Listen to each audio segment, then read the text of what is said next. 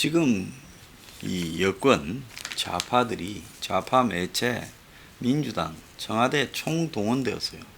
엊그제 반부패 회의를 문재인이 주도하며 청와대에 온 윤석열 총장한테는 말로는 추미애 윤석열이 협의해서 잘해라 그러고 쫓아내려고 하는 것처럼 하지 않고 잘하라 이랬지만, 실제로 문은 그렇게 말을 하고 밑에서는 다 쫓아내려고 하는 일이 아주 그냥 팽팽하게 진행이 되고 있습니다. 지금 오마이뉴스가 리얼미터 시켜가지고 500명한테 물었어요. 윤석열이가 잘한다 못한다. 잘한다 45.5, 못한다 45.6, 0.1% 못한다가 더 많다라고 나왔다. 그래서 평가가 극과 극이다.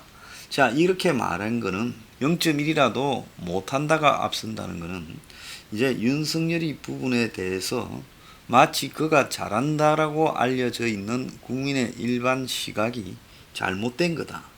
지금 그 부분을 갖다가 이야기를 하고 있습니다. 최근에는 윤석열이 그의 이제 신복이라는 한동훈과 관련해서 채널A 기자와 관련된 그야말로 검은 유착에 대해서 윤석열이 한동훈이 편을 들고 있다라는 논란을 이렇게 이야기하며, 한동훈 앞에는 윤석열의 원칙이 깨어졌다, 이런 식으로 지금 좌파 매체들을 동원해서 총 출동해서 지금 작업을 하고 있습니다.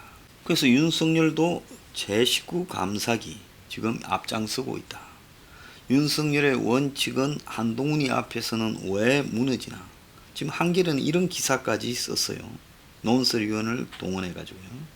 한동훈이라는 부분에 나오고 있는 지금 이 혐의가 지금 뭡니까? 한동훈 본인은 전혀 채널A 기자와 통화를 하거나, 그리고 또 VIK 이철이를 관련해서 신라젠에 투자하게 된 부분에서 그야말로 이와 관련된 정치인들 명단을 갖다가 지금 채널A 기자한테 좀 입수해봐라고 시키거나 힘을 실어주거나 사주를 했거나 하는 일이 전혀 없다. 근거가 있으면 내봐라고 이야기를 합니다.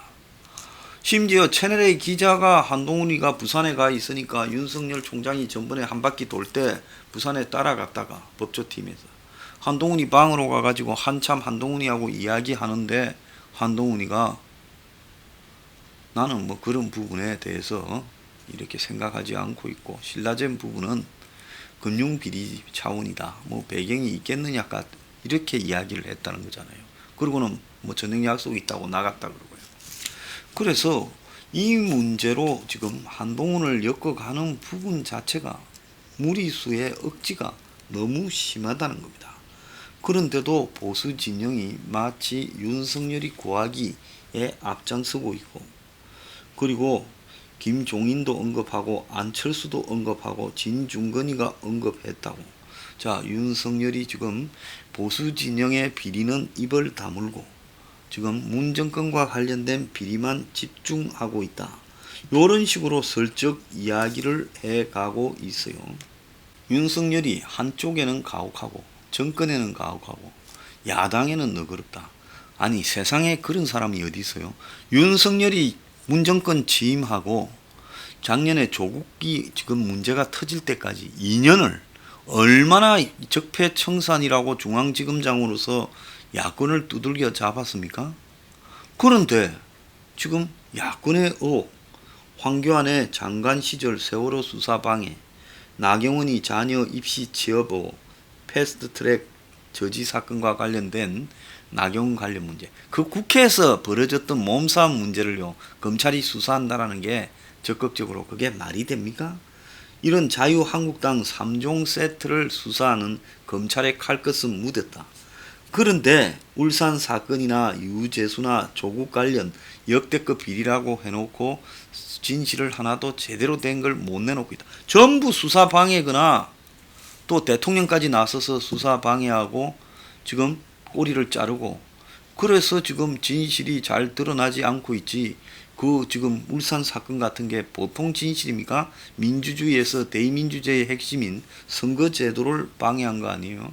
이런 식으로 저거가 나서서 방해하고 있는데 검찰이 드러낸 진실이 지금 그렇게 심하게 방해하니 그게 알려지기가 쉽지 않은 거죠. 그러지 않습니까?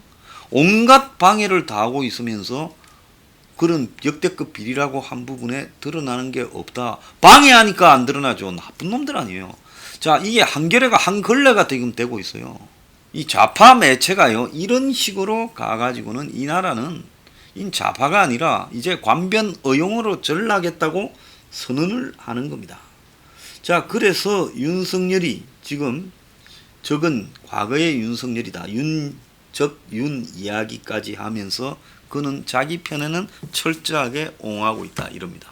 자, 그러면 한동훈이가 어떤가에 대해서 사람들은 잘 몰라요. 제가 듣기로는 한동훈이 굉장히 냉정한 사람이다. 자, 범죄에 있어서는 여야를 가리지 않고 그 다음에 사람을 가리지 않고 조사하고 싶은 대로 다 해버린다. 그래서 정남이가 떨어질 정도로 냉정한 사람이다. 이렇게 알려지고 있습니다. 자, 한동훈이에 대해서 수사 이력을 보면 이쪽 저쪽 상관없이 봐주지 않는 수사 스타일이다. 적폐청산 수사한 검사지만은 문정권에 들어서 조국 수사 이후에 적폐 검사로 몰린 상황인데요. 자, 한동훈이 SK 부당거래 회계 분식 사건과 관련해서 2003년에 최태원이를 구속시켰습니다. 중앙지검 형사구부 초임 시절에 초임 때부터 수사 잘한다고 대형사건 수사에 불려다녀서 본인이 원한 것은 아닌데 그 이후에도 계속 대형사건에 지금 경력을 가지게 되었습니다. 그래서 SK 최태원이를 노무현 때 구속시켰습니다. 그리고 2004년에 불법 대선 자금 사건으로 중수부에 파견되어서 SK, LG 등을 상대로 한나라당 차떼기 진술을 직접 받아내고 서청원 당시 대표의 한화그룹 자금 수수 등을 이렇게 확인해서 구속시키는 역할을 했습니다. 그리고 현대차그룹의 비자금 부당거래 사건을 수사해서 정몽구 회장이 그때 현대차그룹 이 비자금 장부가 그룹의 이 벽 안에서 나와가지고 구속됐잖아요. 그래서 그때도 중수부에 파견되었을 때 했고요. 그 다음 네 번째로는 론스타 주가 조작 사건과 관련해서 2006년 중수부에 있을 때 유희원 론스타 코리아 대표의 주가 조작 실형을 확정지었고 론스타 매각 비리와 달리 이 주가 조작과 관련해서 유죄가 실형이 확정됐습니다. 다섯 번째, 정균포 국세청장 뇌물사건, 정윤재 청와대 비서관 뇌물사건 등으로 2007년 노무현 정권 때 부산지검 특수부에서 자체 정보로 첩보로 현직 국세청장 청와대 비서관을 구속시키고 당시 대검 수뇌부가 불구속을 종용했지만은 직접 부산에서 대검 총장실을 방문해 설득 이 구속을 관철시켰습니다. 또 장세주 동국제강 회장의 비자금 및 도박 사건과 관련해서 2015년에 중앙지검의 부장으로 있을 때 영장을 재청구해서 구속을 시키고 그때 변호사가 이광범 지금 공수처장 후보로 오르내린 사람입니다. 일곱 번째로 박성철 신원그룹이라고 잘 나가던 이 기독교 관련 그룹이 있었죠. 옷 만드는 이 신원그룹 회장 사기 파산 사건과 관련해서 박성철을 구속시켰습니다. 2015년에요. 또 여덟 번째로 대우조선 분식회계 사건과 관련해서 이 반부패 특수단 2팀장에 있을 때 남상태 고재호 사장 2명을 2016년에 구속시켰고 또 아홉 번째로 송희연 조선일보 주필 박수환 언론 브로커 사건과 관련해서 박수환 구속, 송희영을 기소했습니다. 또 열 번째로 이재용 삼성회장 뇌물 공여 등 구속을 2017년에 지금 이 1차 영장 기각 후에 2차 영장 신문에 참여해서 구속시켰습니다. 그리고 11번째로 전병은 당시 문정권 정무수석을 뇌물로 기소를 했어요. 자, 중앙지검 3차장이 있을 때 1심의 실형 5년 선고가 됐습니다. 그리고 박근혜 정부의 국정원 특활비 횡령 사건과 관련해서 국정원장 3명, 문고리 3명을 구속시켰습니다. 중앙지검 3차장으로요. 자, 이 구 여건을 두들겨 잡을 때 한동훈은 시원하다가 이제 한동훈이 현 여건에 대해서 두들겨 잡으니까 불편해졌습니까? 그리고 최경환 전 장관을 뇌물로 구속시켰습니다. 그리고 14번째로 세월호 7시간 사건 수사에서 최순실, 최서원이 당일 청와대 방문한 사실 등 박근혜 전 대통령의 당일 행적을 규명했습니다. 15번째로 이명박 전 대통령을 구속시켰어요. 그리고 16번째로 사법행정권 남용 사건과 관련해서 양승태, 임종원 이 두 사람을 구속시켰습니다. 전직 대법원장을요. 17번째, 경우회 등 보수단체 불법 지원 화이트리스트 사건과 관련해서 김기춘을 기소했습니다. 그리고 19번째, 조국 일가 비리 수사를 지금 이 반부패 부장으로 주도해왔고, 자, 세월호 사건도 재수사 중입니다. 자, 이런 지금 한동훈이 지금 조국 사건 수사했다고 자기들한테 불편하다고 하고, 그리고 한동훈이 한쪽만 수사하고 한쪽은 수사하지 않았다. 윤석열이 한쪽만 수사하고 한쪽만 수사하지 않았다. 말은 똑바로 해야지요. 그러지 않습니까? 검찰은요, 저는 검찰이라고 어느 특정 정권을 편들어서는 안 된다고 봅니다. 저는 보수 정권이라 하더라도 보수 정권의 잘못은 검찰이 수사해야 된다. 구속시킬 사람이 있으면 구속시켜야 된다고 봅니다. 그리고요, 정권이 극성을 뜰 때는 못하지만은 지나가고 난 뒤에라도 구속을 시켜야.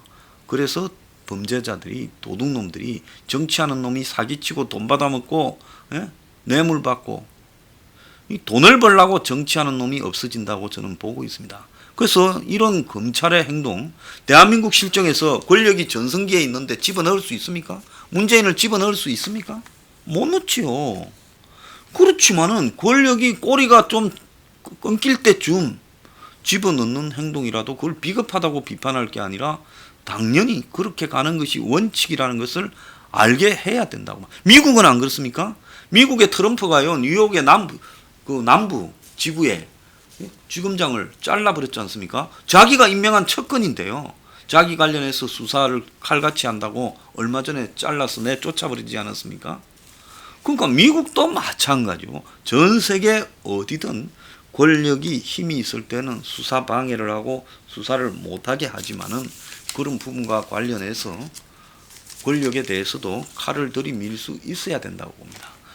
물론 윤석열과 한동훈이 검찰을 해체하려는 정권의 시도에 저항해서 조국을 수사했다. 볼 수 있어요. 그렇지만은 조국이라는 사람이 비리가 없었더라면 평범한 사람 수준만 됐더라도 수사 대상이 됐겠습니까? 그런데 이들이 조국만 수사했습니까? 유재수부터 울산 사건까지 지금 라인부터 다 수사하고 있지 않습니까? 그래서 그래도 한국의 대통령에 맞서면서 그렇게 대통령이 직접 방해를 해도 수사를 하는 의지, 물론 국민들 시각에서는 그 수사가 좀 못마땅하고 시원찮았다고 볼 수 있겠지만은 그런 시도들을 하는 것이 민주주의를 저는 지켜가기 위한 검찰의 이 조직 지금 방침이다 하는 부분에 대해 저는 인정을 합니다. 자, 공수처가 민주주의를 흐트릴 거라는 것은 대한민국의 좌우를 떠나서 상식이 있는 사람이면 다 아는 진실이라고 봅니다. 전 세계에 보편적으로 저런 기구가 없다라는 것은 저런 기구는 결국은 권력 장악용이고 검찰을 갖다가 해체해서 앞으로 검찰이 추후에라도 문정권이 힘이 빠졌을 때 퇴임 이후에라도 집어넣지 못하게 하려고 하는 거죠. 자, 지금 벌어지고 있는 일을 한번 보세요. 법사위를 장악하려고 저 짓을 하고 있어요. 그래서 국회 상임위를 다 묻겠다고 하고 있어요. 국회의장이 반반씩 해라고 법사위를 이야기를 했는데도 불구하고 CR도 안 먹히고 있습니다. 한명숙을 갖다가 재심하겠다. 법사위가 중심이 되어서. 어제 드루킹 관련해서 그거 뭡니까? 그 궁색한 예? 뭡니까? 춘천 닭갈비 사장의 그 진술을 보셨죠? 자, 그뿐만 아니라 지금 법사위에서 윤석열을 불러가 조지겠다 그러고 최근에 저렇게 난리를 치면서 이 윤석열을 옷을 벗기려고 하는 건 라임 수사 때문입니다. 그리고 윤미향을 덮어주는 것도 앞으로 법사위에서 할 거예요. 그래서 국회 법사위가 정권의 거의 방호벽이 되고 있고 또 정권의 비리를 갖다가 비리가 아닌 것처럼 뭐 환양탕입니까? 한번 빠졌다가 건지면 처녀가 되게요. 그렇게 해주는 집단으로 지금 가고 있다. 이게 옳은 거냐? 제가 묻고 싶습니다. 대학가의 문재인 비난 대자보가 지금 벌금 50만 원 나왔어요. 독재 정권 때도 없었습니다. 협치는 포기하고요.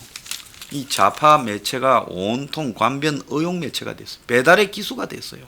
정권이 야, 이 기사 한번 배달해 하면 한경호가 열심히 배달합니다. 여론조사회사도 배달의 기수가 됐어요. 검찰총장 임기제는 김영삼 노무현 때 만들어진 법이에요. 그런데 이거를 갖다가 시대를 앞서가서 1988년에 지금 이걸 갖다가 지금 관철시켰는데 이 두 대통령의 이름이 이 법에 지금 들어가 있다는 겁니다. 근데 이걸 지금 문가리우스가 그걸 지금 없애버리려고 하고 있는데요. 자, 누가 민주주의를 흐트리고 독재로 가고 있습니까?